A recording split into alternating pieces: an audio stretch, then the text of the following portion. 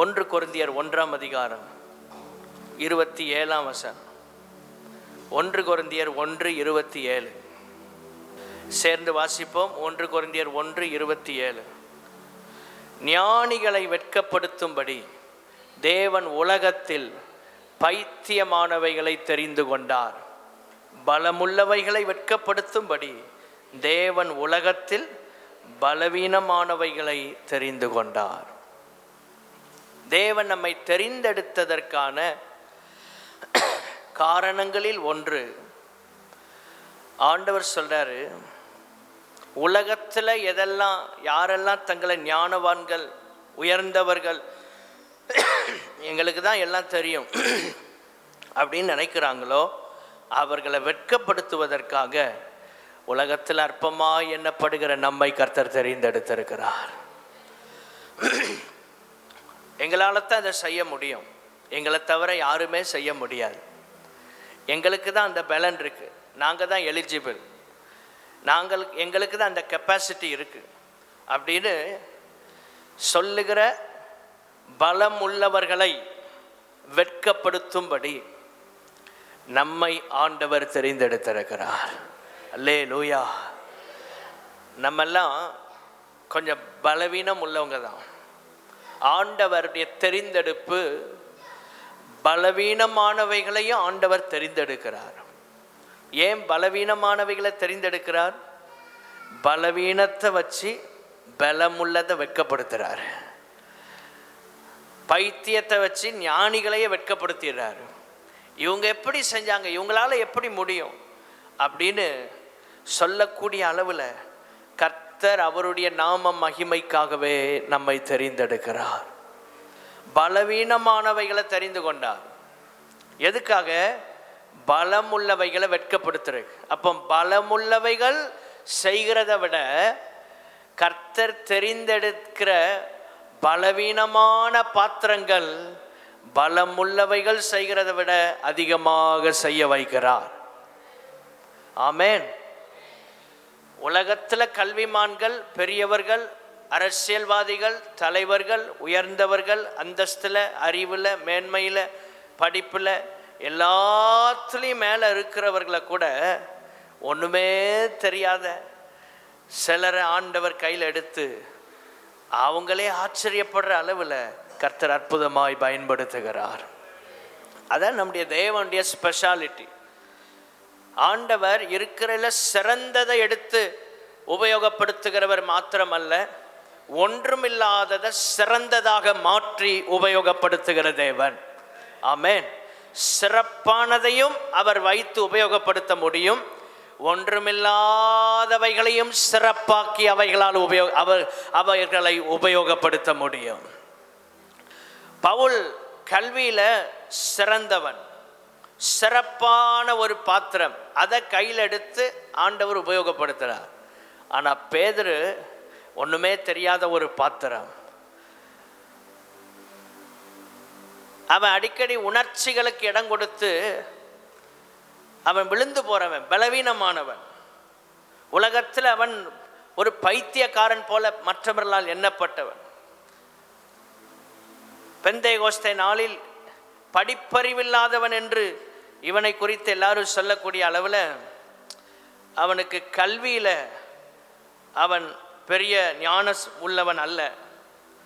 அப்படிப்பட்ட ஒருவனை ஆண்டவர் தெரிந்தெடுத்து ஆண்டவர் தம்முடைய வேலையை செய்தார். அப்போ சிறப்பானவர்களையும் கர்த்தரால் பயன்படுத்த முடியும். நம்மிடத்தில் உள்ள சிறப்பான விஷயங்களை கூட கர்த்தர் அவருக்காக பயன்படுத்த முடியும். அதே நேரத்தில் ஒன்றுமே இல்லாத நம்மையும் அவர் சிறப்பாக்கி பயன்படுத்த முடியும். அல்லேலூயா, ஸ்தோத்திரம். ஆச்சரியப்பட்டாங்க பெந்தேகோஸ்தே நாளில். ஸ்தோத்திரம். ஆச்சரியப்பட்டார்கள். இது எப்படி இவர்களால் முடியுது? ஸ்தோத்திரம். இவங்க சாதாரணமான ஆட்களாச்சே, இவர்களால் எப்படி பேச முடியுது? இவர்களால் எப்படி இதெல்லாம் செய்ய முடிகிறது?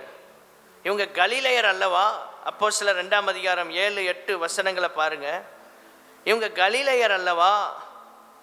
ஆச்சரியப்பட்டாங்க. இவங்க ஜென்ம பாஷையில் பேச கேட்கிறோமே, ஸ்தோத்திரம்.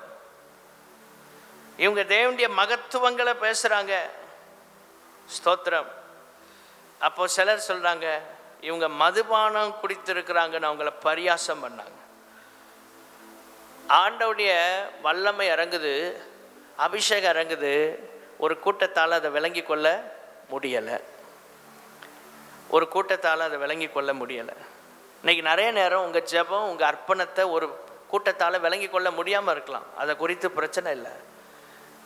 சீஷர்கள், அப்போஸ்தலர்கள் அதை குறித்து கவலைப்படலை.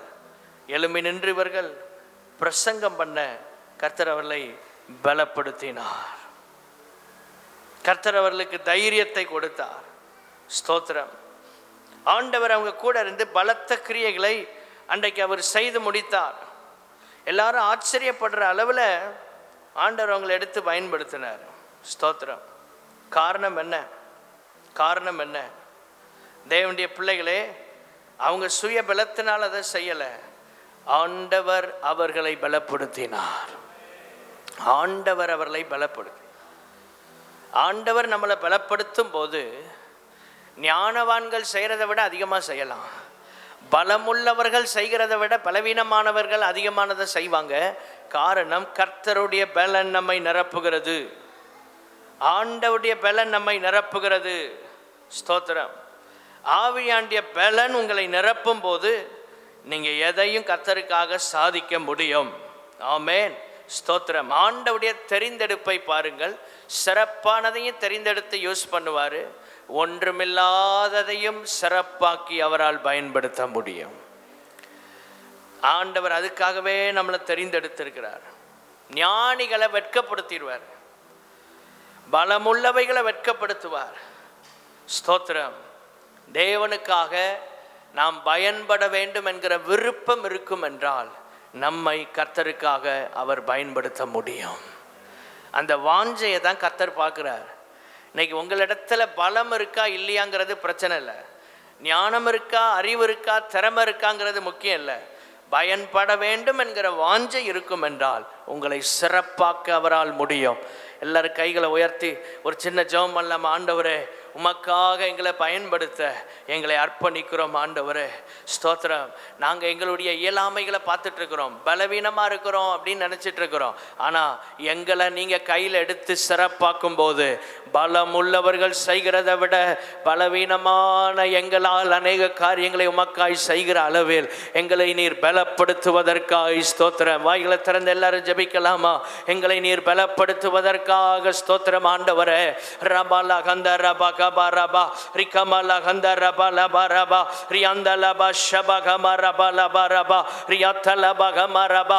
ஒரு விசை நல்ல வாய்களை திறந்து எல்லாரும் ஆவியில் நிரம்பி அந்நிய பாஷையில், ஆண்டவரே, எங்களுக்கு அந்த பலன கிருபையை கொடுக்க நாங்கள் ஜெபிக்கிறோம். பலன கிருபையை கொடுக்க நாங்கள் ஜெபிக்கிறோம். ஆண்டவரே, பைத்தியத்தை தெரிந்தெடுத்து ஞானிகளை வெட்கப்படுத்துறீங்களப்பா.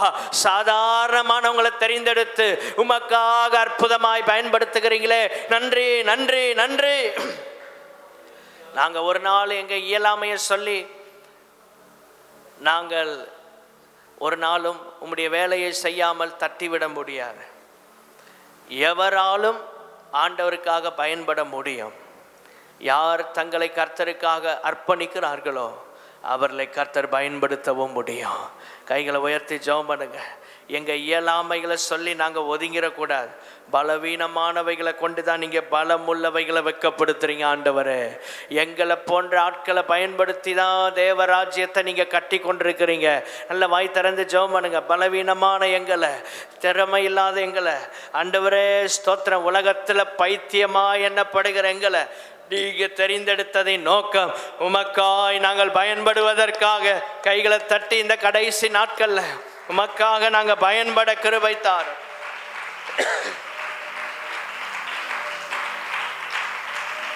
உமக்காக நாங்கள் பயன்பட கிருபை தாங்க, பயன்பட கிருபை தாங்க. ஸ்தோத்திரம். ஆமென். இயேசுவின் மூலம் பிதாவே, ஆமென். மார்க் 8ஆம் அதிகாரம் 14ஆம் வசனம். ரெண்டாவது ஒரு காரியத்துக்காக ஜெபம் பண்ணி நம்ம கர்த்தருடைய வார்த்தை கேட்போம். மார்க் 8:14. சீஷர்கள் அப்பங்களை கொண்டு வர மறந்து போனார்கள். படகிலே அவர்களிடத்தில் ஒரு அப்பம் மாத்திரம் இருந்தது. எல்லாரும் திரும்ப வாசிக்கலாம். பாதி பேர் எடுக்கலை பாருங்க. எல்லாரும் வேகமாக எடுத்து சேர்ந்து வாசிங்க. சீஷர்கள் அப்பங்களை கொண்டு வர மறந்து போனார்கள். படவிலே அவர்களிடத்தில் ஒரு அப்பம் மாத்திரம் இருந்தது. அப்பத்தை கொண்டு வரக்கு மறந்துட்டாங்க. இன்னைக்கு நிறைய நேரம் ஸ்தோத்திரம் ஆண்டவரோடு நம்ம ட்ராவல் பண்ணுறோம், ஜெபம் பண்ணுறோம். சீஷர்கள் அவரோட இருந்தாங்க, எந்த பாவமும் செய்யலை. 3.5 வருஷம் சீஷர்கள் ஏதாவது அவங்க தப்பு செஞ்சாங்கன்னு பைபிளில் இருக்கா? இல்லை. சின்ன சின்ன மிஸ்டேக்ஸ் தான், பெரிய அளவில் அவங்க ஒன்றும் வீழ்ச்சி அடையலை. ஆனால் ஆண்டவர் அவங்கள உருவாக்கி கொண்டே இருந்தார். அந்த நாட்களில் குறைகள் இருந்தது, ஆனாலும் கர்த்தர் அவங்களை உருவாக்கி கொஞ்சம் நேரம் கொடுத்தார், சரியாவதற்கு டைம் கொடுத்தார். 3.5 வருஷம் அவங்கள கரெக்ட் பண்ணுறதுக்கான டைம். அதுக்கப்புறம் பாருங்க, அபிஷேகத்தை பெற்று அவர்கள் கர்த்தருக்காக பிரகாசித்தார்கள். இப்போ மறந்து போனார்கள். நம்ம லைஃப்பில் சில நேரங்களில் முக்கியமான காரியத்தை மறந்துடுவோம்.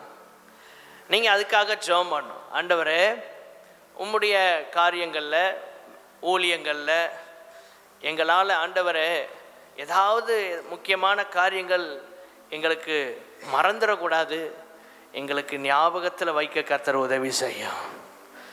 ஜெபம், கூட்டம், ஆராதனை சில நேரம் மறந்து போயிடுறதில்ல நமக்கு. சீஷர்களும் அப்பங்களை கொண்டு வரக்கு மறந்துட்டாங்க. ஸ்தோத்திரம், அப்பங்களை கொண்டு வர மறந்துட்டாங்க. நம்முடைய வாழ்க்கையில் இதற்காக ஜெபம் பண்ணோம்.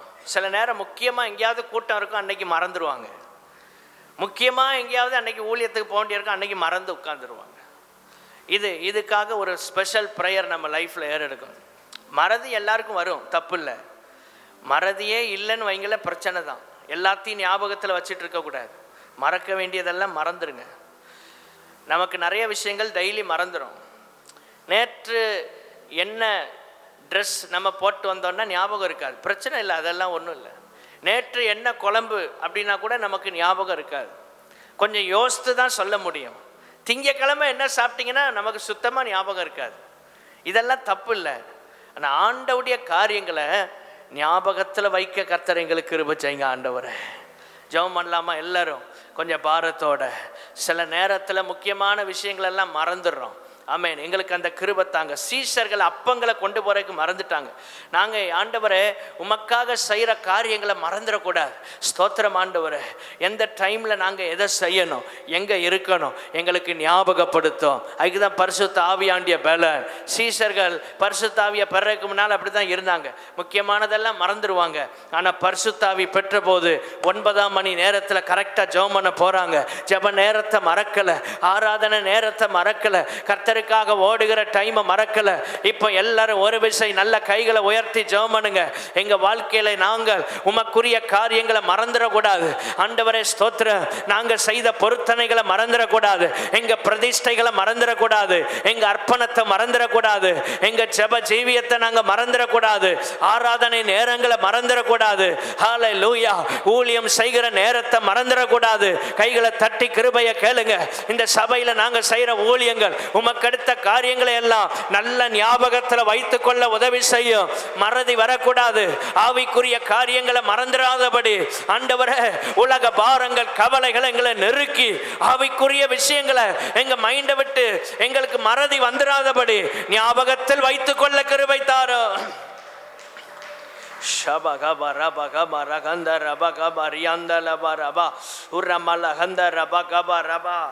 எழுப்புதல் அப்படின்னா நம்மளை ஆதி நிலைமைக்கு கர்த்தர் கொண்டு போறாருன்னு அர்த்தம்.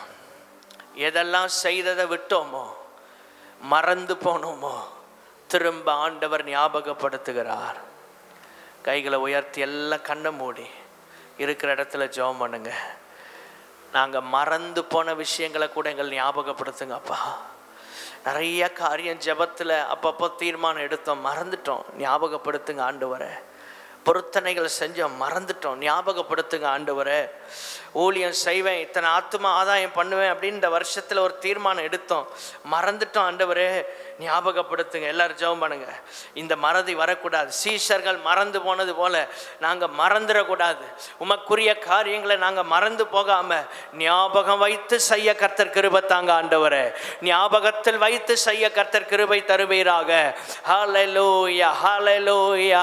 ஊழியங்கள் ஜெபங்களை மறந்துடாம இருக்க கர்த்தர் உதவி செய்யும். எல்லாரும் கொஞ்சம் சத்தத்தை உயர்த்தி ஜெபம் பண்ணலாமா? வாயை திறக்கல பாருங்க, வாய் திறந்து ஜெபம் பண்ணுங்க. ஷபலபா கபரபா லபா ரபா ரிமலகந்த ரபா லபா. நல்ல ப்ரெசன்ட் மைண்டை தாங்க ஆண்டவர். ஹல்லேலூயா, ஸ்தோத்திரம் ஸ்தோத்திரம். சில நேரம் ஒரு வேலையை செய்யும்போது வேற யோசனையில் இருப்போம், மறந்துடும், என்ன செய்கிறோன்னு மறந்துடும். ஹல்லேலூயா. நாங்கள் செய்கிற ஊழியத்தை முழு ஈடுபாடோடு முழு இருதயத்தோடு செய்ய கிருபை தாங்க ஆண்டவரை. ரிமலபா ரபா ஷபகமா ரபா லபா ரபா. சில நேரம் மனசு அங்கே இங்கேயும் அலை பாயிரனால அநேக நேரம் ஒரு காரியத்தை முழு மூச்சா செய்ய முடியலை, அதில் கான்சன்ட்ரேட் பண்ண முடியலை. ஜெபம்னா முழுவதும் ஜெபம் பண்ண அந்த நல்ல முழு கான்சன்ட்ரேஷனோட ஜெபம் பண்ண கர்த்தர் எங்களுக்கு கிருபை தருவீராக. கர்த்தர் கிருபை தருவீராக. மறதி ஆண்டவரை ஆவிக்குரிய காரியங்களில் வரக்கூடாது. உமக்குரிய காரியங்களை நாங்கள் எப்பொழுது எப்பொழுது எப்பொழுது ஞாபகத்தில் வைத்துக் கொள்ள கர்த்தர் உதவி செய்வீராக. ரீமாலாபாராபா ஷபகபாராபாலாபாராபாலாபாராபா. நல்ல கைகளை உயர்த்தி எல்லாரும் கேளுங்க, கைகளை உயர்த்தி கேளுங்க. ஊழியங்களை மறந்துடக்கூடாது, ஆண்டவரை ஜெபங்களை மறந்துடக்கூடாது, ஆராதனைகளை மறந்துடக்கூடாது, நாங்கள் உமக்காக செய்கிற காரியங்களை மறந்துடக்கூடாது. ஹல்லேலூயா. 2 காரியங்கள். ஒன்று, நாம் கர்த்தருக்காக செய்ய வேண்டியவைகள், அதையும் மறந்துடக்கூடாது. அதில் ஜெபம், ஆராதனை, பொருத்தனை, பிரதிஷ்டை, தீர்மானம் எல்லாம் வந்துடும். 2வது, கர்த்தர் நமக்கு செய்தவைகள். எல்லா கைகளை உயர்த்தி இப்போ ஆண்டவரே நீர் செய்த எந்த நன்மைகளையும் மறந்துடக்கூடாதுப்பா. அதுதான் நல்ல ஹார்ட், நல்ல இருதயம். ரபாலா ஹந்த ரபாலபா. நாள் முழுதும் என் தியானம்னு சங்கீதக்காரன் சொல்கிறான். நாள் முழுதும் ஆண்டவுடைய வார்த்தையை தான் தியானம் பண்ணுறான். கர்த்தர் செஞ்ச நன்மையை மறந்துடாதீங்க. கொஞ்சம் எல்லாரும் வாய்களை திறந்து ஜெபம் பண்ணுங்க. எத்தனை ஆபத்தில் தூக்கி எடுத்தார், எவ்வளோ கஷ்டத்தில் உதவி செஞ்சார், அவரை மறந்துடக்கூடாதியா, அவரை மறந்துடக்கூடாதுமா. வாய்களை திறந்து நல்லா ஜெபம் பண்ணுங்க. ஷபலபா ரபா லபா ரபா. நல்ல சத்தத்தை உயர்த்தி, என் ஆத்துமாவே கர்த்தரை ஸ்தோத்திரி, என் முழு உள்ளமே அவருடைய பரிசுத்த நாமத்தை ஸ்தோத்திரி, என் ஆத்துமாவே கர்த்தரை ஸ்தோத்திரி, அவர் செய்த சகல உபகாரங்களை மறவாதே. நல்ல கை வைத்து ஜெபம் பண்ணுங்க. சகல உபகாரங்கள், எவ்வளவு நன்மை, எவ்வளவு ஆசீர்வாதம், எவ்வளவு கிருபை, எத்தனை தேவைக்கு நடுவில் கர்த்தர் அற்புதமா நடத்தினாரு. ஒரு நாள் முழங்கால் போட்டு ஜெபம் பண்ணும் போது கர்த்தர் அடுத்த நாள் நம்ம தேவையை சந்தித்திருக்கிறாரு. ஒரு இரவு கண்ணீர் வடிக்கும் போது அடுத்த இரவுல சந்தோஷமா தூங்கக்கூடிய அளவுல கர்த்தர் அற்புதங்களை செய்தாரு. எத்தனை மரண பள்ளத்தாக்குகள்ல கர்த்தர் தூக்கி எடுத்தா. இப்படியா நன்றி சொல்வது? நல்ல உள்ளத்தின் ஆழத்திலிருந்து 2 கரங்களை தட்டி ஆண்டவரே நன்றி அப்பா, நீங்க செய்த நன்மையை மறந்துடக்கூடாது. சீஷர்கள் மறந்து போயிட்டாங்க, நாங்க மறந்துடக்கூடாது ஆண்டவரே, நாங்க மறந்துடக்கூடாது ஆண்டவரே, நாங்க மறந்துடக்கூடாது ஆண்டவரே. அவர் நமக்கு செய்த காரியங்கள் கொஞ்சம் அல்ல, 1000 ஆண்டுகள் இருந்தாலும் நன்றி சொல்லி போதாது. ஒவ்வொரு வினாடியிலும் பல அற்புதங்களை கர்த்தர் செய்து கொண்டிருக்கிறார். ஒவ்வொரு வினாடியிலும் ஆண்டவர் பல அற்புதங்களை நமக்கு செய்து கொண்டிருக்கிறார். ஆண்டவரே, நாங்கள் நிர்மூலமாகாது இருக்கிறது உம்முடைய கிருபையே. உம்முடைய இரக்கங்களுக்கு முடிவில்லை. நம்முடைய நீதியினால் நாம் உயிர் வாழவில்லை, அவருடைய கிருபையினால் நாம் வாழ்ந்து கொண்டிருக்கிறோம் என்று சொல்றவங்க மட்டும் கைகளை உயர்த்தி மறக்காம தினமும் தேங்க் பண்ண, நன்றி செலுத்த உதவி செய்யுங்கப்பா, நன்றி செலுத்த உதவி செய்யுங்க. கொஞ்சம் வாயை திறங்க, கொஞ்சம் வாயை திறங்க. தம்பிமார் முன்னால் இருந்து ஜெபம் பண்ணுங்கப்பா. எல்லாம் வாயை திறந்து தினமும் வாய் திறந்து ஜெபம் பண்ணுங்க. ஒவ்வொரு நாளும் நாங்கள் அதிகாலையில் எழும்பி நன்றி சொல்ல கிருபை தாங்க. ஒரு தீர்மானம் எடுத்துருங்க. டெய்லி அதிகாலையில் நன்றி சொல்ல கிருபை தாங்க. தினமும் இரவில் நன்றி சொல்ல கிருபை தாங்க. டிராவலில் நன்றி சொல்ல கிருபை தாங்க. எத்தனையோ பேர் வீட்டை விட்டு புறப்படுறாங்க, திரும்ப வீட்டுக்கு போக முடியலை. ஆனால் நாம் இன்றைக்கு வீட்டில் இருந்து வந்தாலும் திருப்பி போகிற கிருபையை தர்றார். திரும்ப போய் வீட்டில் நம்ம இருக்கிற கிருபையை தர்றார். சாப்பிட்ற கிருபையை தர்றார். எத்தனையோ பேர்கிட்ட பணம் இருக்கு, ஆனால் சாப்பிட முடியலை. பெரிய பங்களா இருக்கு, ஆனால் சாப்பிட முடியலை. ஆனால் கர்த்தர் நமக்கு கிருபையா நல்ல ஆகாரத்தை தந்திருக்கிறா, நம்முடைய தேவைகளை சந்தித்திருக்கிறா, நல்ல சாப்பிடுகிற ஆசீர்வாதத்தை தந்திருக்கிறா. கைகளை தட்டி நன்றி நன்றி நன்றி நன்றி நன்றி நன்றி நன்றி நன்றி நன்றி நன்றி நன்றி.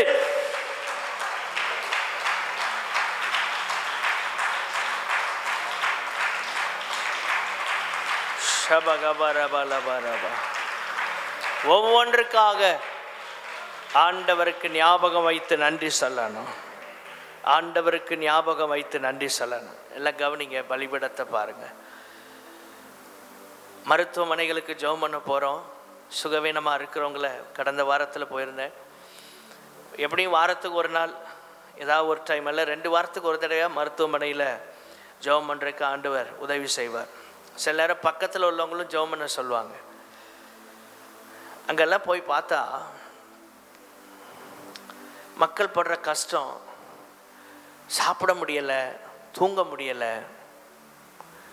பெரிய பெரிய பங்களா வச்சுருக்காங்க, சாதாரண இடத்துல அங்கே வந்து படுத்து ட்ரீட்மெண்ட் எடுக்கிறாங்க. வசதி வாய்ப்புகளை கூட அனுபவிக்க முடியலை. கர்த்தர் தந்த ஆசீர்வாதத்தை அனுபவிக்க முடியாமல் கிடக்குறாங்க. மருத்துவமனைக்கு போகிறது பாவம்னு சொல்லலை, நம்ம தேவைப்பட்டால் ட்ரீட்மெண்ட் எடுக்கணும். ஆனால் ஆண்டவர் நமக்கெல்லாம் நல்ல சுகத்தை தந்திருக்கிறார் கிருபையா. பாருங்கள், அங்கே நம்ம போனாலும் ஏதோ ஒன்று பார்த்து ஒரு ட்ரீட்மெண்ட் எடுத்துகிட்டு வந்துடுறோம். ஆனால் சிலர்லாம் மாதக்கணக்காக இருக்காங்க. அன்றைக்கி ஒருவர் சொல்கிறாரு, 3 மாதமாக ஆஸ்பத்திரியில் இருக்கிறேன் அப்படின்னு அவர் ஜெபம் சொன்னார். 3 மாதம் தொடர்ந்து தங்கியிருந்து ட்ரீட்மெண்ட் எடுக்கிறார். பாருங்கள் எவ்வளோ கஷ்டம். இன்றைக்கி ஆண்டவர் நமக்கு கிருபையாக நல்ல சுகத்தை கொடுத்துருக்கிறார். இதெல்லாம் மறந்துடக்கூடாது, இதெல்லாம் ஞாபகப்படுத்தணும். சீஷர்கள் அப்பத்தை மறந்த மாதிரி இன்றைக்கி நிறைய விஷயத்தை மறந்துட்டோம். அதனால தான் நம்மளால் ஆண்டவர் ஆராதிக்க முடியலை. ஆண்டவர் செய்த நன்மையை மட்டும் நினச்சிட்டு இருந்தா நமக்கு வேறு எதுவுமே நினைப்பில் வராது. கிருபை அப்படியே பற்றி கொள்வோம், கிருபையை பற்றி கொள்வோம். ஹல்லேலூயா. நிறைய பேர் தூக்கம் வர மாட்டேங்குது, தூக்க மாத்திரை போடுறாங்க. ஆனால் நமக்கு கிருபையா கர்த்தர் நல்ல தூக்கத்தை தர்றாரு. எல்லாம் மறந்துடக்கூடாது. எவ்வளோ நன்றி சொல்லணும் தெரியுமா? எவ்வளோ நன்றி சொல்லணும், எவ்வளோ நன்றி சொல்லணும். ஹல்லேலூயா. சாப்பிட முடியலை, நமக்கு விரும்பினதை சாப்பிட்ற கிருபையை தந்திருக்கிறார். அதற்காக நன்றி சொல்லணும். ஆமென். இதெல்லாம் ஆண்டவர் நமக்கு செய்கிற கிருபை, நமக்கு தர்ற கிருபை. அந்த கிருபையை அனுதினமும் நினச்சி நன்றி சொல்லணும், அனுதினமும் நினச்சி நன்றி சொல்லணும். நம்ம இன்னும் நிறையா தேவைகளை யோசிக்கிறோம்.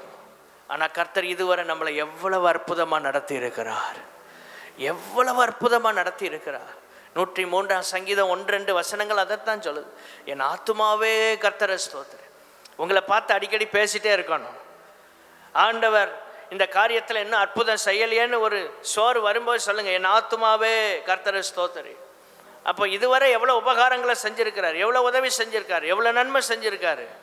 அதுக்கு நன்றி சொன்னால் ஆண்டவருடைய இருதயம் சந்தோஷப்படும். ஹல்லேலூயா. ஆண்டவருக்கு நன்றி சொல்ல மறந்துடாதீங்க. ஆண்டவர் செய்த நன்மைகளை மறந்துடக்கூடாது. நாம் கர்த்தருக்காக செய்ய வேண்டியவைகளையும் மறந்துடக்கூடாது. 2 காரியம். ஆமென். சீஷர்கள் அப்பத்தை மறந்து போனாங்க. ஆண்டவரே, நீர் செய்த நன்மைகளை நாங்கள் மறக்கக்கூடாது, நாங்கள் உமக்காக செய்ய வேண்டியதையும் மறந்துடக்கூடாது. அல்லேலூயா. கர்த்தருடைய வார்த்தைக்கு நேராக இந்த பகற்காலத்தில் நம்முடைய கவனத்தை நாம் திருப்ப பரிசுத்த ஆவியானவர் உதவி செய்வாராக. 1 நாளாகமத்தின் புஸ்தகம் 28ஆம் அதிகாரம் 9-10 வசனங்கள். 1 நாளாகமத்தின் புஸ்தகம் 28ஆம் அதிகாரம் 9-10 வசனங்கள் சேர்ந்து வாசிப்போம். என் குமாரனாகிய சாலமோனே, நீ உன் பிதாவின் தேவனை அறிந்து அவரை உத்தம இருதயத்தோடும் உற்சாக மனதோடும் சேவி.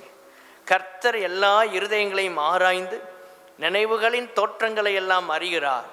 நீ அவரை தேடினால் உனக்கு தென்படுவார். நீ அவரை விட்டுவிட்டால் அவர் உன்னை என்றைக்கும் கைவிடுவார். இப்போதும் எச்சரிக்கையாயிரு. பரிசுத்த ஸ்தலமாக ஒரு ஆலயத்தை கட்டுவதற்கு கர்த்தர் உன்னை தெரிந்து கொண்டார், நீ திடன் கொண்டு அதை நடப்பி என்று சொன்னார். இந்த 2 வசனங்களை நாம் தியானிக்க கர்த்தர் நமக்கு உதவி செய்வாராக.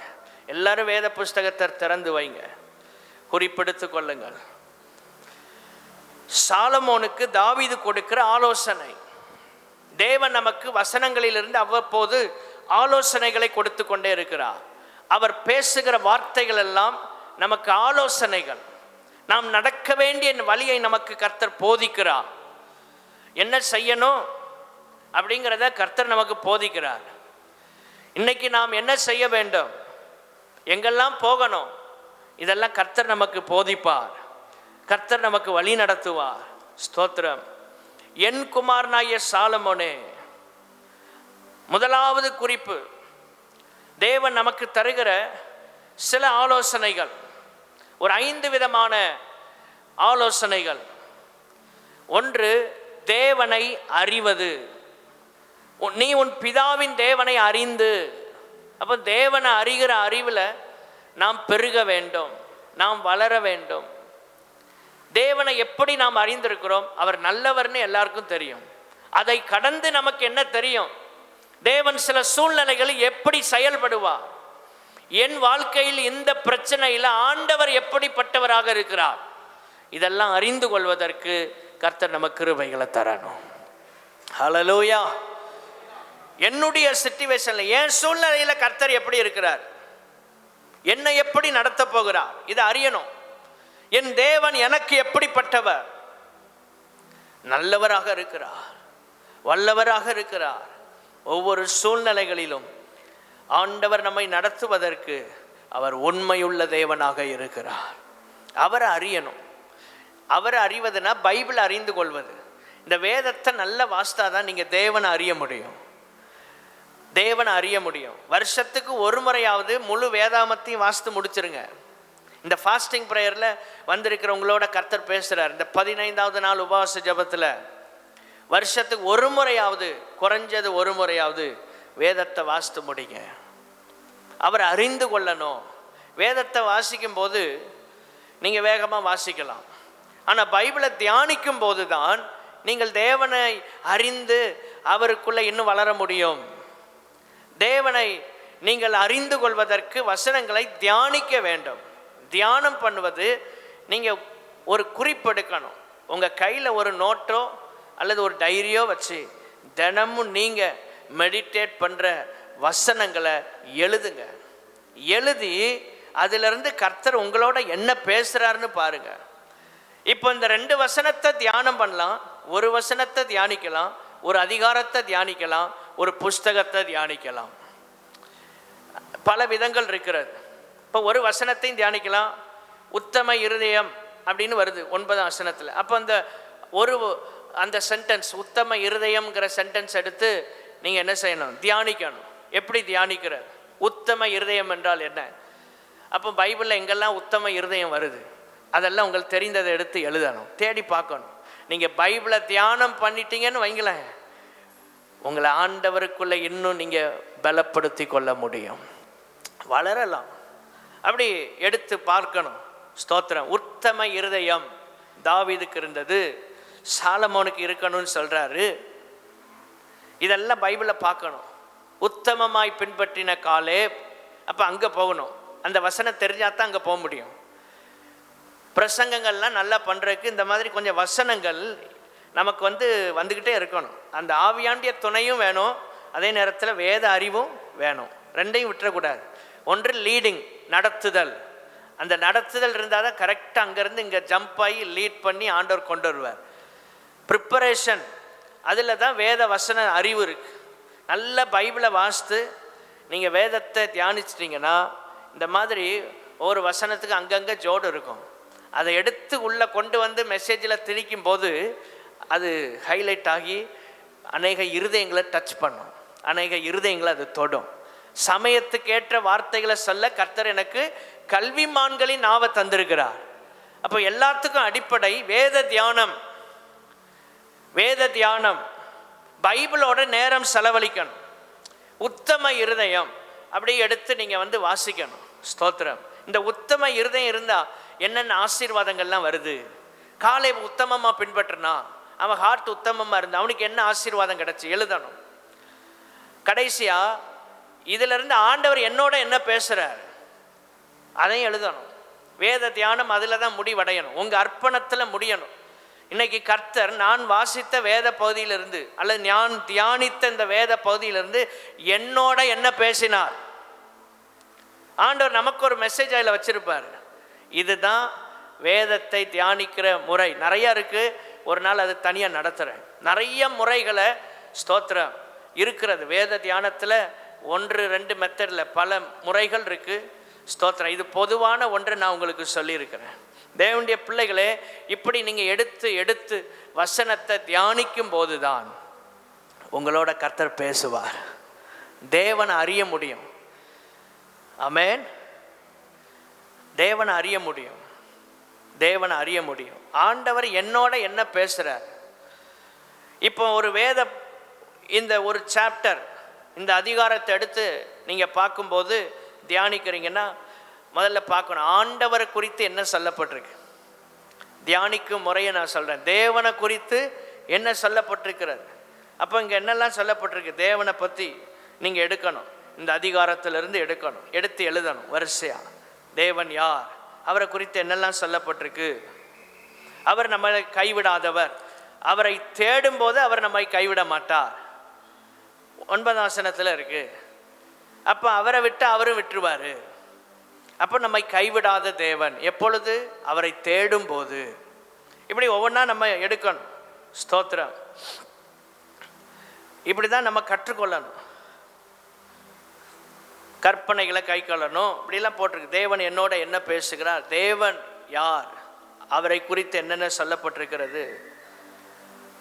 ஆண்டவருடைய வாக்கு தத்தங்கள் இருக்கிறதா எடுத்து பார்க்கணும். இதில் ஏதாவது ஆண்டவர் வாக்கு தத்தம் கொடுத்துருக்கிறாரா எடுத்து பார்க்கணும் இந்த அதிகாரத்தை. ஸ்தோத்திரம். ஒரு வாக்கு தத்துவம் நம்ம பார்க்கலாம். 1 நாளாகமம் 28:20 பாருங்கள், கடைசியில் இருக்குது, நடு பகுதியிலிருந்தே இருக்குது. நீ பயப்படாமலும் கலங்காமலும் இரு, தேவனாகிய கர்த்தர் என்னும் உன் தேவன், என் தேவன் உன்னோடே இருப்பார். ஒரு வாக்கு தத்தம். கர்த்தருடைய ஆலயத்தை கட்டுகிறதற்கு அடுத்த சகல கிரியைகளையும் நீ முடித்து தீரும் மட்டும் அவர் உன்னை விட்டு விலகவும் மாட்டார், உன்னை கைவிடவும் மாட்டார். இது ஒரு வாக்கு தத்தம், எடுத்துக்கொள்ளலாம். ஆண்டவரே, நான் உங்களுக்காக செய்ய வேண்டிய காரியங்களை செய்து முடிக்கிற வரைக்கும் என்ன செய்ய மாட்டீங்க, கைவிட மாட்டீங்க. எழுதணும். நோட்டும் பேனாவும் இல்லாமல் வேத தியானத்தை யாருமே செய்ய முடியாது. நோட்டு பேனா இல்லாமல் வேத தியானத்தை நம்ம செய்ய முடியாது. அப்போ இதில் என்ன நிபந்தனை, ஒரு வாக்கு தத்தம் இருந்தால் நிபந்தனையும் இருக்கும். நிபந்தனை அதிலே சொல்லப்பட்டிருக்கு, கர்த்தருடைய ஆலயத்தை கட்டுகிறதற்கு அடுத்த சகல கிரியைகளையும் நீ முடித்து தீரும் மட்டும். ஆண்டவருக்காக செய்ய வேண்டியதெல்லாம் கரெக்டாக செஞ்சா கர்த்தர் நம்மளை கைவிட மாட்டாராம். கைகளை உயர்த்தி அல்லேலூயா சொல்லலாமா? இது ஒரு உதாரணத்துக்காக சொல்கிறேன், வேதத்தை தியானிக்கும் முறை. அப்போ பைபிள் வாசிக்க போர் அடிக்குன்னு யாரும் சொல்லக்கூடாது. இதெல்லாம் நீங்கள் செஞ்சீங்கன்னா நேரம் போகிறதே தெரியாது. ஒரு அதிகாரத்தை சில நேரம் 5 மணி நேரம் 6 மணி நேரம் ஆகும் தியானம் பண்ண. நான் சாப்பிடுவேன், இடையில ஏதாவது தண்ணி குடிச்சிட்டு இப்படியே கண்டினியூ ஆகிட்டே இருக்கும். அதை முடிக்க முடியாது சில நேரம். ஏன்னா 6 மணி நேரம்னா பாருங்கள், சில நேரம் அப்படி ஆகும். சில அதிகாரங்கள்லாம் அவ்வளோ விஷயங்கள் இருக்கும். நீங்கள் அப்படி எடுத்தீங்கன்னா தேவனுடைய பிள்ளைகளே, நீங்கள் தேவனை இன்னும் ஆழமாக அறிந்து கொள்ள முடியும். அதனால்தான் முதல் சங்கீதத்தில் ஆண்டவர் ஆவியானவர் எழுதி வச்சிருக்கிறார், துன்மார்க்கருடைய ஆலோசனையில் நடவாமல், பாவிகளுடைய வழியில் இல்லாமல், பரியாசக்கார் உட்காரும் இடத்தில் உட்காராமலும், கர்த்தருடைய வேதத்தில் பிரியமாயிருந்து இரவும் பகலும் தியானமாயிருக்கிற மனுஷன் பாக்கியவான். இரவும் பகலும் தியானம். ஏன் சொல்கிறாருன்னா, தியானம் பண்ண உட்காந்துட்டு அவ்வளோ நேரம் போயிட்டே இருக்கும், நேரம் போகிறதே தெரியாது. நீங்கள் பைபிள் வாசித்துட்டே போகணுன்னு நினச்சா சில நேரங்களில் கஷ்டப்படுவீங்க, போர் அடிக்கும். என்னையா ஒன்றும் புரியலை. ஆனால் ஒரு அதிகாரத்தை எடுத்து, ஒரு வசனத்தை எடுத்து, ஒரு வார்த்தை எடுத்து, ஒரு வாக்கியத்தை, ஒரு சென்டென்ஸ் எடுத்து தியானம் பண்ணன்னு உட்காந்து பாருங்க, இரவும் பகலும் நமக்கு அது பிரியமாக இருக்கும். இப்படி தியானம் பண்ணா தேவனை நீங்கள் இன்னும் அறிய முடியும். தேவன் அறிகிற அறிவில் சபை வளரணும். ஒவ்வொருவருக்கும் வேத வசன அறிவு இருக்கணும். ஸ்தோத்திரம். அப்பந்தான் நம்ம கர்த்தருக்குள்ள நிலைத்திருக்க முடியும். தேவனை அறிகிற அறிவு இல்லைன்னா ஒன்று நமக்கு விளங்காது. ஸ்தோத்திரம். பைபிள் சொல்லுகிறது 1 கொரிந்தியர் 2:13 கடைசி பகுதி, ஆவிக்குரியவைகளை ஆவிக்குரியவைகளோட சம்பந்தப்படுத்தி காண்பிக்கிறோம். பைபிள் அப்படி இருக்கு. ஆவிக்குரிய காரியங்களை ஆவிக்குரியதோட சம்பந்தப்படுத்தி பார்க்கணும்னா வசனம் தெரியணும். உங்கள் லைஃப்பில் நடக்கிற சில காரியங்களை வசனத்தோட ஒப்பிட்டு பார்க்க தெரியுமா? அதுக்கு வசனம் தெரியணும். அதுக்கு தான் நல்ல பிரசங்கங்களை கேட்கணும். அவைகளை நாங்கள் மனுஷ ஞானம் போதிக்கிற வார்த்தைகளாலே பேசாமல் பரிசுத்த ஆவி போதிக்கிற வார்த்தைகளாலே பேசி, அப்போ ஆவியானவருடைய துணை வேண்டும். 2வது, வசனத்தின் வெளிச்சம் நமக்கு தேவை. ரெண்டும் முக்கியம். ஒன்று பரிசுத்த ஆவியானவருடைய நடத்துதல், அடுத்து வேத வசனத்தின் வெளிச்சம். இந்த ரெண்டையும் உங்கள் லைஃப்பில் மறந்துடாதீங்க. வேத வசனம், பரிசுத்த ஆவியானவர், இந்த ரெண்டும் நம்ம வாழ்க்கையில் இருந்தால் தான் கரெக்டாக நம்ம லைஃப் போயிட்டே இருக்கும். வேத வசனமும் தெரிஞ்சிருக்கணும், அதே நேரத்தில் ஆவியாண்டிய துணையும் இருந்தால் தான் ஆவிக்குரியதை ஆவிக்குரியதோட சம்பந்தப்படுத்தி பார்க்க முடியும். ஏன் உங்களால் ஜெபம் பண்ண முடியலை? உங்களுக்கு நல்ல வசனமும் தெரிஞ்சு ஆவியானுடைய நடத்துதல் இருந்தால் அவங்க ஏன் ஜெபம் பண்ணாமல் போனாங்கங்கிறத நீங்கள் ஆவிக்குரியவைகளை ஆவிக்குரியவைகளோடு சம்மந்தப்படுத்தி பார்ப்பீங்க. இல்லைன்னா என்ன சொல்லுவோம் தெரியுமா? அவங்களுக்கு உடல்நிலை சரியில்லை, அந்த ஆளுக்கு கொஞ்சம் பிரச்சனை, குடும்ப பிரச்சனை, அதனால் ஜெபத்தை விட்டுட்டார் அப்படின்னு பார்க்குறது உலக பிரகாரமாக பார்க்குற அனுபவம். ஆனால் ஆவிக்குரிய காரியத்தை ஆவிக்குரியவைகளோட சம்பந்தப்படுத்தி பார்க்குறதுக்கு வேத வசனம் தெரியணும், பரிசுத்த ஆவியாண்டிய நடத்துதல் வேணும். அல்லேலூயா. அப்போ ஒன்றை நம்ம புரிந்து தெளிவாக சொல்லலாம். ஏன் ஜெபம் பண்ணல, ஏன் பக்தியாக இருக்க முடியலை, இதெல்லாம் ஆவிக்குரியவைகளை ஆவிக்குரியவைகளோடு சம்பந்தப்படுத்தி பார்க்கணும். பரிசுத்தாவி பெறாதவங்களால ஊழியங்களை புரிந்து கொள்ள முடியாது. ஸ்தோத்திரம்.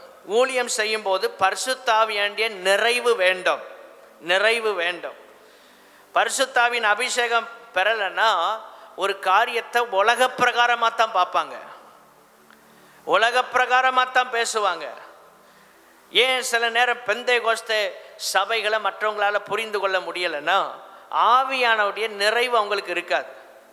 பைபிள் ஒரே பைபிள் தான், ஆனால் நம்ம ஏன் அவர்களால் விளங்கி கொள்ள முடியவில்லை அப்படின்னா ஆவிக்குரியவைகளை ஆவிக்குரியவைகளோடு சம்பந்தப்படுத்தி பார்க்கிறதுக்கு ஆவியானவுடைய பலன் தேவைப்படுகிறது. அல்லேலூயா.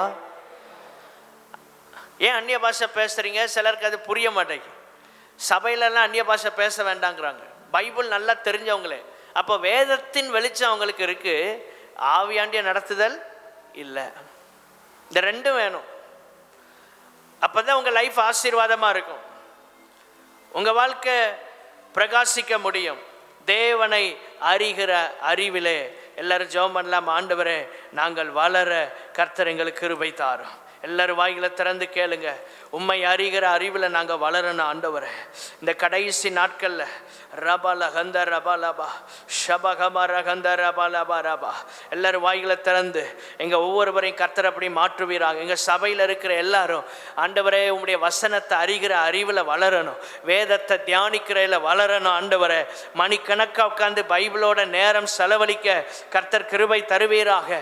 ஆண்டவரே, ஒரு வேத பகுதி எடுத்து, ஒரு சம்பவத்தை எடுத்து, அல்லது ஒரு சரித்திரத்தை எடுத்து, ஒரு அதிகாரத்தை எடுத்து, ஒரு வார்த்தை எடுத்தாவது தியானம் பண்ணி ஆண்டவரே நிறைய காரியங்கள் எங்க வாழ்க்கையில ஸ்தோத்திர அனுபவமாக்கி கொள்ள கர்த்தர் உதவி செய்வீராக. வேதம் நம்முடைய அனுபவமாய் மாறுவதற்கு வேத தியானமே நமக்கு உதவி செய்கிறது. வேத புஸ்தகம் நம்முடைய அனுபவமாய் மாற வேண்டும் என்றால் வேத தியானம் நமக்கு அவசியம். அப்படி மேலோட்டமாக வாசித்துட்டு அப்படி போனீங்கன்னா நாம் கர்த்தருக்குள் வளர முடியாது. கர்த்தருக்குள்ள வளர முடியாது. கர்த்தருக்குள் வளருவதற்கு வேதத்தை நாம் தியானிக்கிறவர்களாக மாற வேண்டும். பிலிப்பியர் 2:14 நான் வீணாக ஓடினதும் வீணாக பிரயாசப்பட்டதும் இல்லை என்கிற மகிழ்ச்சி கிறிஸ்துவின் நாளில் எனக்கு உண்டாயிருப்பதற்கு ஜீவ வசனத்தை பிடித்து கொண்டு உலகத்திலே சுடர்களை போல பிரகாசிக்கிற நீங்கள் அப்படின்னு ஒரு மெசேஜை சொல்றார். கோணலும் மாறுபாடுமான சந்ததியின் நடுவிலே குற்றமற்றவர்களும் கபடற்றவர்களும் தேவனுடைய மாசற்ற பிள்ளைகளாக இருக்கும்படிக்கு என்ன செய்யணும்? எல்லாவற்றையும் முறுமுறுப்பில்லாமலும் தர்க்கிப்பில்லாமலும் செய்யுங்கள். செய்கிறத முறுமுறுப்போட செய்யக்கூடாது. தர்க்கம் இருக்கக்கூடாது. சில தர்க்கம் பண்ணிகிட்டே இருப்பாங்க. ஒரு ஆண்டவர் ஒரு வார்த்தையை பேசுகிறாருன்னா அதுக்கு தர்க்கம் பண்ணுவாங்க. அது எப்படி, இது எப்படி, இதான் தர்க்கிப்பு.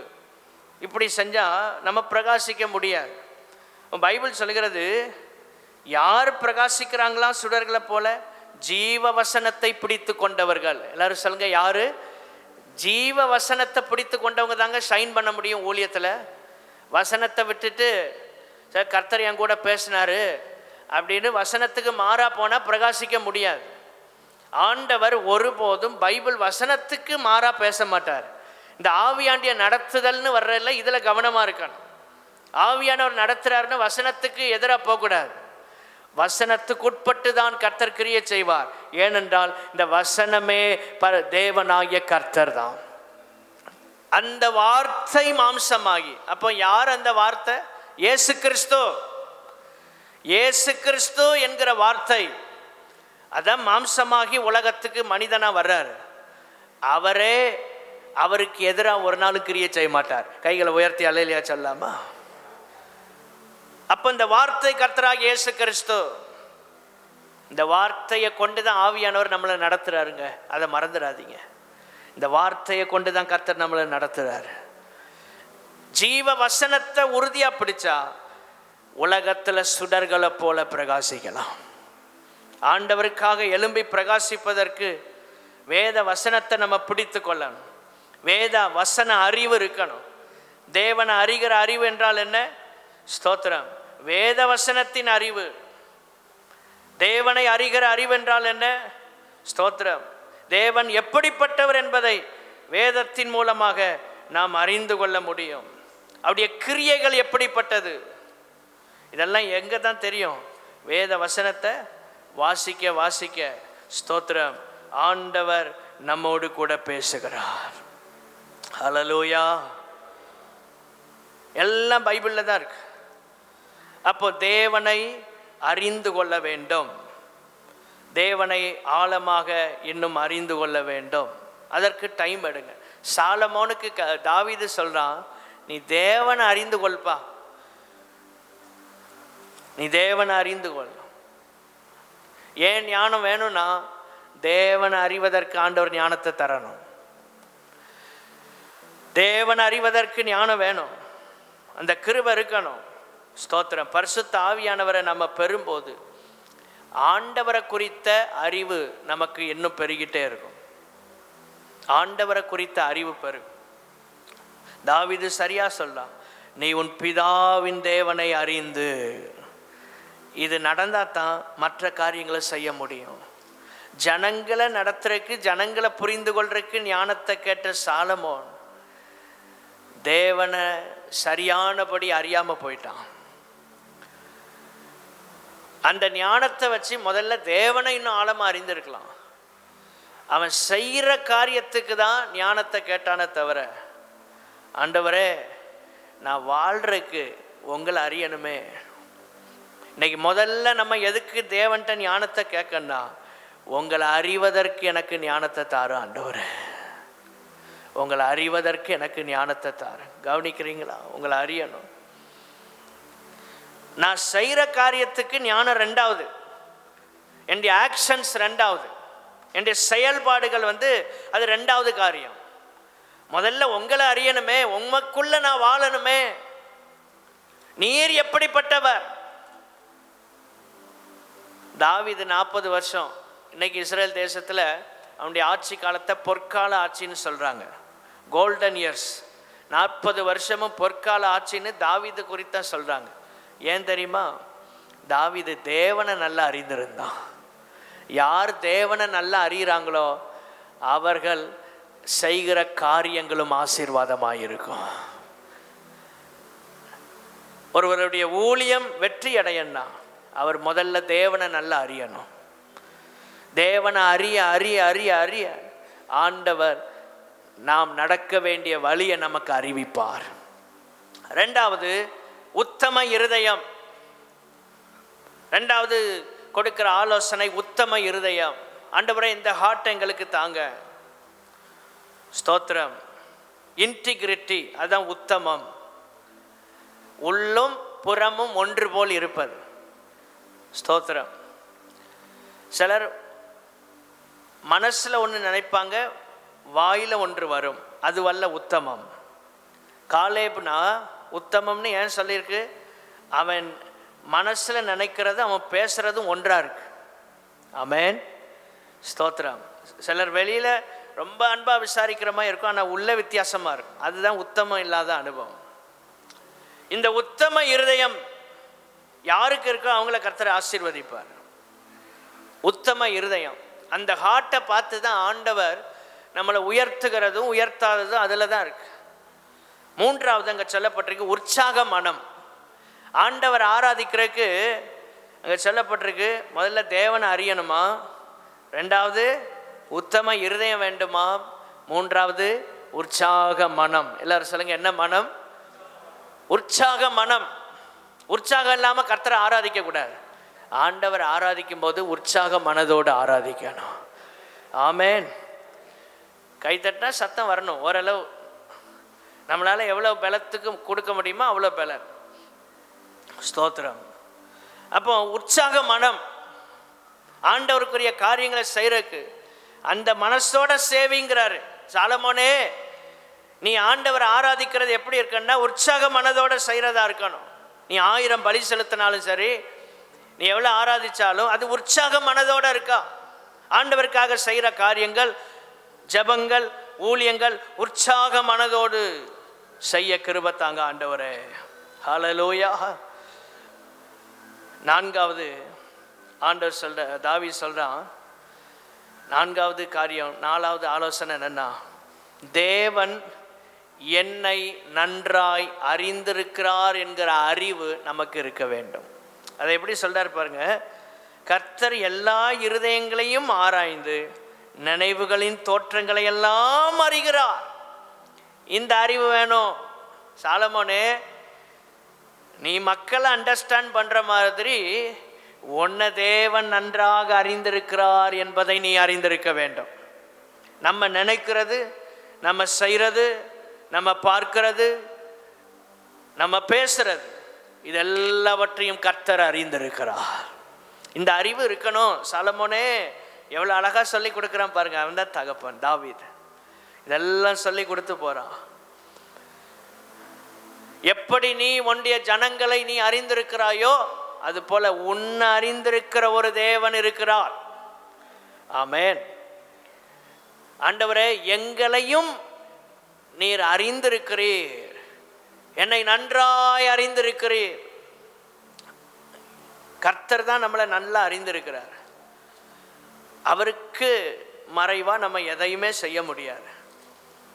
யாருக்குனாலும் இந்த உலகத்தில் எதையும் மறைக்கலாம், ஆனால் கர்த்தருக்கு மட்டும் என்ன செய்ய முடியாது? மறைக்கவே முடியாது. 139 சங்கீதத்தை பார்க்கும்போது வானத்துக்கு ஏறினாலும் 8ஆம் வசனத்தில் 139 சங்கீதம் வசனம் 8, வானத்துக்கு ஏறினாலும் அங்கே இருக்கிறீர், பாதாளத்துக்கு போனாலும் அங்கே வர்றீர். அப்போ எங்கே போனாலும் அவருக்கு தெரியும், அவருக்கு தெரியும். அதான் அதனுடைய அர்த்தம். என்ன செஞ்சாலும் அவருக்கு தெரியும், என்ன பேசினாலும் தெரியும், எங்கே போனாலும் அவருக்கு தெரியும். அப்போ அவருக்கு மறைவா நான் எங்கே போவேன்? அவருக்கு மறைவா என்ன செய்வேன்? ஒன்றும் முடியாது. 139 சங்கீதம் 7ஆம் வசனம், உம்முடைய ஆவிக்கு மறைவாக எங்கே போவேன்? உம்முடைய சமூகத்தை விட்டு எங்கே ஓடுவேன்?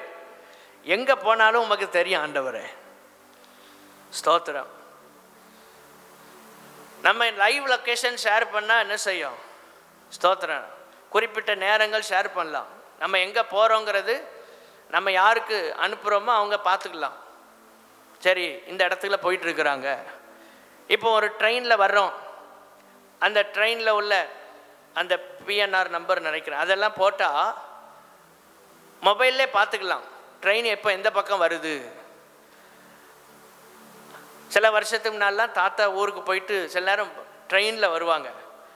அப்போ அந்த டைமுக்கு 3 மணிக்கு வருதுன்னா 2:30 மணிக்கே போய் உட்காந்துருப்பேன். 5 மணிக்கு வருதுன்னா 4:30 மணிக்கே போயிடுவேன். ஏன்னா அப்போ இந்த ஃபெசிலிட்டி கிடையாது, எங்கே வருதுன்னு பார்க்க முடியாது, அங்கே போய் கேட்டால் தான் தெரியும் ரயில்வே ஸ்டேஷனில். ஆனால் இப்போ வீட்டில் உட்காந்து படுத்துக்கிட்டே பார்த்துடலாம் ட்ரெயின் எங்கே வருது. இப்போ யாராவது கெஸ்ட்டு வர்றாங்க, ஏதாவது பாஸ்டர்ஸ் வர்றாங்க, அவங்கள பிக்கப் பண்ணணும், இந்த ட்ரெயினில் வர்றாங்க, ட்ரெயின் எங்கே வருதுன்னு இங்கே பார்த்துக்கலாம். இதெல்லாம் ஸ்தோத்திரம், இதெல்லாம் கடந்து எங்கே வருதுன்னு பார்க்கலாம். ஆனால் உள்ளே இருக்க நபர் என்ன செய்கிறாரு அப்படிங்கிறத பார்க்க முடியாது. ஒரு மனுஷன் என்ன செய்கிறான், என்ன சிந்திக்கிறாங்கிறத இந்த உலகத்தில் தேவனால் மட்டுமே பார்க்க முடியும். அல்லேலூயா. இந்த உலகத்தில் அவரை தவிர வேற ஒருவராலும் என்ன செய்ய முடியாது.